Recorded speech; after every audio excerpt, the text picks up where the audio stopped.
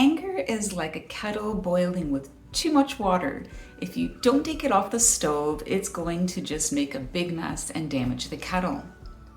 You might have noticed over time that you feel things like resentment, bitterness, rage, and what that is actually unprocessed anger. That's turned into this tension, this tightness, this closed heart that maybe even looks like passive aggressiveness, being negative, and protecting. So when we don't process that anger, we end up being cut off from love, our power, and most of all, being present.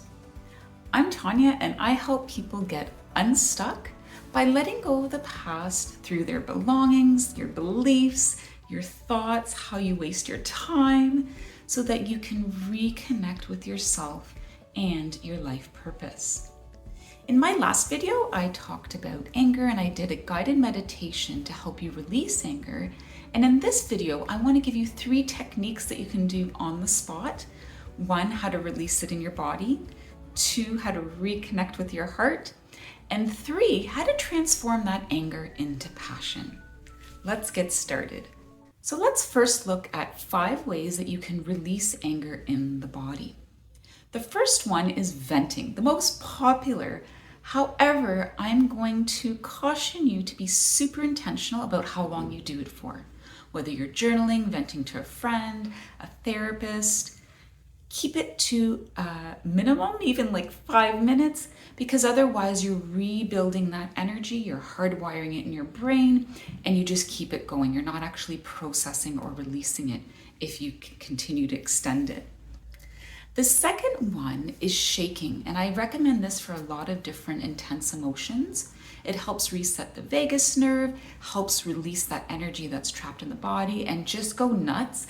I recommend doing it standing and just like literally shaking it all off, and doing it for about 2 minutes, I would say. The third one is tapping. Now I have some videos on EFT tapping where you're tapping the different points. I'll put that in the link. This one is more about tapping on your chest and literally just going full on for 2 to 3 minutes and tapping quite firmly on your chest.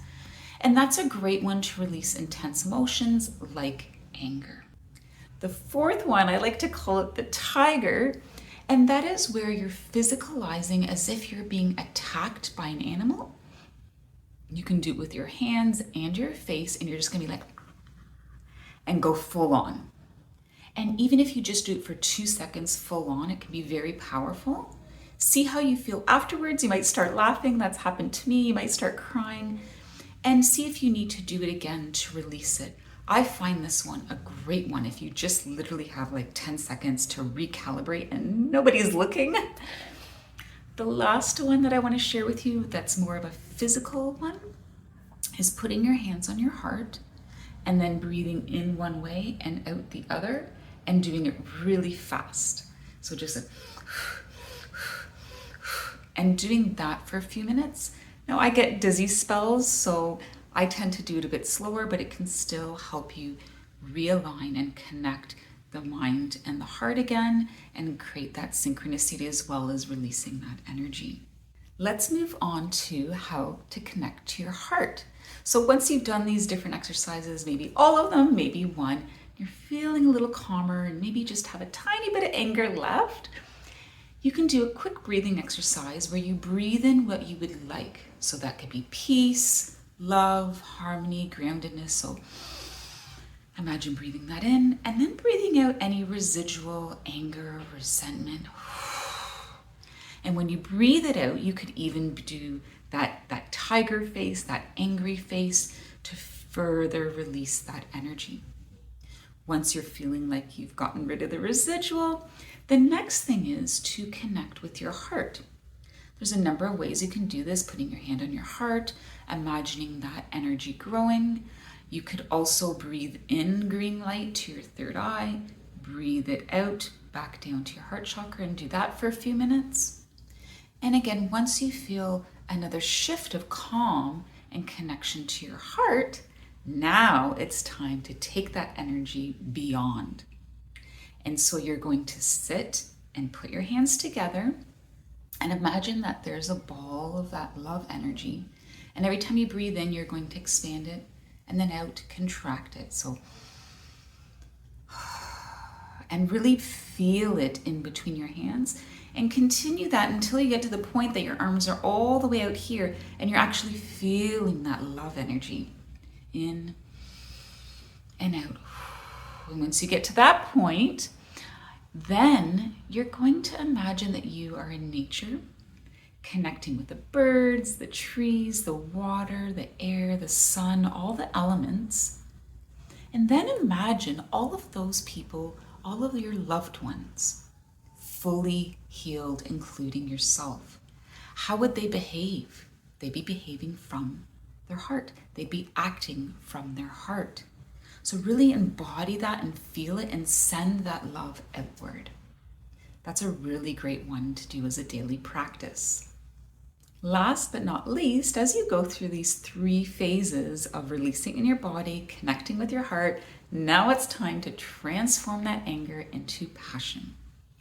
Take some time to do a quick inventory of some experiences that you've had where maybe a boundary was crossed, maybe you were wronged, maybe you weren't heard, and write those down.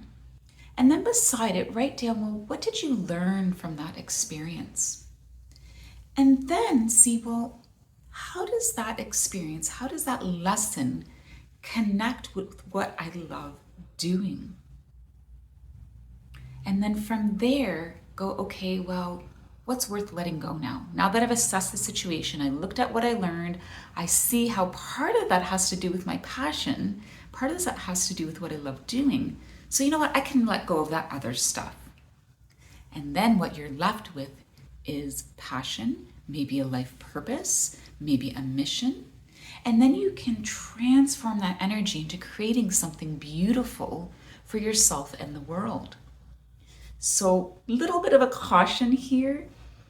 I could easily complain about the things that have happened to me in my past and use that as my drive and bring bitterness and resentment and a lot of shoulding, like you should be doing this. Because instead, I connect with my love for education and educating others, my passion for learning, acquiring more tools, giving people choices of what they can do to heal, as well as helping people realize that you have the power to change. So that's how I've taken my past experiences and connected them with what I love doing to bring this life purpose to you. Instead of it being driven by bitterness, resentfulness, and wanting to get back at someone. Because you can see that sometimes in different organizations or different campaigns. There's this sense of you are wrong instead of creating something beautiful. So be mindful of that when you go through this process of transforming your anger and your past experiences to passion. Thanks so much for watching. Hope that was helpful. And remember that there's different ways that you can release anger so it doesn't turn into resentment or bitterness and illness and a closed heart.